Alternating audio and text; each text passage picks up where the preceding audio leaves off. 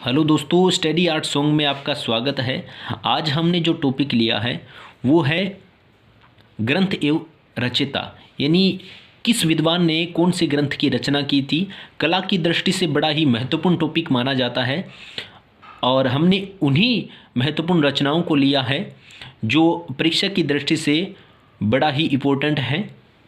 तो देखिएगा, सबसे पहले विष्णु धर्मोत्तर पुराण की रचना किसके द्वारा की गई थी? तो विष्णु धर्मोत्तर पुराण की रचना मार्कंडेय मुनि के द्वारा की गई थी। उसके बाद सम्रांगण सूत्रधारा की रचना किसके द्वारा की गई थी? तो राजा भोज के द्वारा सम्रांगण सूत्रधारा की रचना की गई थी। उसके बाद कामसूत्र की रचना ये इंपॉर्टेंट में है। कामसूत्र की रचना वात्स्यायन के द्वारा की गई थी, जिसमें 64 कलाओं के बारे में बताया गया है।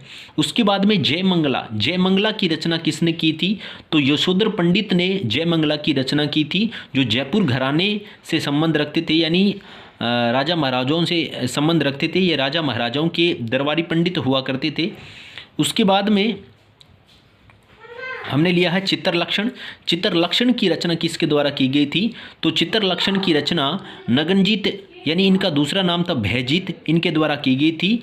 मनसोल्लास, अभिलाष सिद्धार्थ चिंतामणि और रागमाला, इन तीनों की रचनाएं किसने की थी? तो इन तीनों की रचनाएं हैं वो सोमेश्वर भूपति के द्वारा की गई थी। सोमेश्वर भूपति की जो रचनाएं हैं वो भी इम्पोर्टेंट मानी जाती हैं। उसके बाद में महाभारत और भागवत पुराण, इन दोनों की रचनाएं किसके द्वारा की गई थी? तो इन दोनों की रचनाएं हैं वो वेदव्यास जी के द्वारा की गई थी। किसके द्वारा? वेदव्यास जी के द्वारा की गई थी। उसके बाद रामायण की रचना किसने की थी? तो रामायण की रचना है वो महर्षि वाल्मीकि के द्वारा की गई थी। उसके बाद अष्टाध्यायी, नौवां अपना जो टॉपिक है वो है अष्टाध्यायी, यानी नौवां ग्रंथ चित्रण है वो है अष्टाध्यायी। और अष्टाध्यायी की रचना है वो पाणिनि ने की थी। ये भी परीक्षाओं में बार बार पूछा जाता है। उसके बाद परीक्षाओं में सबसे इम्पोर्टेंट जो चित्रकला की दृष्टि से बार बार पूछा जाता है वो है नाट्यशास्त्र। तो नाट्यशास्त्र की रचना है वो भरतमुनि के द्वारा की गई थी। उसके बाद मेघदूत, रघुवंश और अभिज्ञान शाकुंतलम, इन तीनों की रचनाएं किसके द्वारा की गई है? तो मेघदूत, रघुवंश, अभिज्ञान शाकुंतलम, इन तीनों की रचनाएं कालिदास के द्वारा की गई है। इसे भी इम्पोर्टेंट माना जाता है। उसके बाद इंडिका पुस्तक के बारे में भी पूछा जाता है, तो ये भी अपना स्टार में हो जाएगा इम्पोर्टेंट। तो इसकी रचना है वो मेगस्थनीज ने की थी। उसके बाद है राजतरंगिणी। तो राजतरंगिणी की रचना है वो किसके द्वारा की गई थी? तो राजतरंगिणी की रचना है वो कल्हण के द्वारा की गई थी। किसके द्वारा? कल्हण के द्वारा राजतरंगिणी की रचना। उसके बाद हमारी 14वीं रचनाएं हैं वो है मालविका गनिमित्रम। तो इसकी रचना कालिदास के द्वारा की गई थी। कुमार संभव की रचना भी कालिदास के द्वारा की गई थी। तो इन दोनों की रचनाएं हैं वो कालिदास के द्वारा की गई थी। उसके बाद 10 कुमार चरित, अवंती सुंदरी, इन दोनों की रचनाएं वो किसके द्वारा की गई थी? वो दंडी के द्वारा की गई थी। उत्तम रामचरित ग्रंथ की रचनाएं हैं वो किसके द्वारा की गई थी? तो वो भूपति के द्वारा की गई थी। उसके बाद 17वां जो अपनी ग्रंथ रचनाएं हैं वो है कादंबरी और साथ ही साथ हर्षचरित।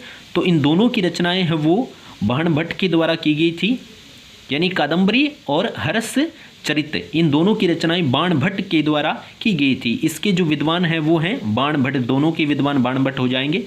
उसके बाद नेषदूत चरित, इसकी जो रचनाएं हैं वो हर्ष के द्वारा की गई थी। नेषदूत चरित जो ग्रंथ है इसकी रचनाएं हर्ष के द्वारा की गई थी।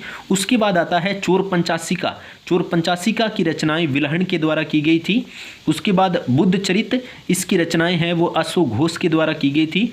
उसके बाद गीत गोविंद की रचनाएं हैं वो जयदेव कर्त के द्वारा की गई थी। जयदेव कर्त ने इन्हें लिखा था। उसके बाद रसिक प्रिया की रचनाएं हैं वो केशवदास के द्वारा की गई थी। उसके बाद साहनामा, ये जो मुगल काल ग्रंथ है इसकी रचना फिरदौसी ने की थी, फिरदौसी विद्वान। उसके बाद में कल्पसूत्र की रचना है वो भद्रबाहु के द्वारा की गई थी। उसके बाद अर्थशास्त्र की रचना चाणक्य के द्वारा की गई थी। तो इस प्रकार हमने जो महत्वपूर्ण ग्रंथ चरित्र हैं इनको बता दिया है। उसके बाद साथ ही साथ इसके जो विद्वान हैं वो भी बड़े इंपॉर्टेंट विद्वान माने जाते हैं। तो आप इसे अच्छे तरीके से याद करना, और परीक्षाओं में ये बड़ा ही इम्पोर्टेंट टॉपिक साबित होता है, क्योंकि इसमें से 2 या 1% जरूर आता है कला की परीक्षाओं में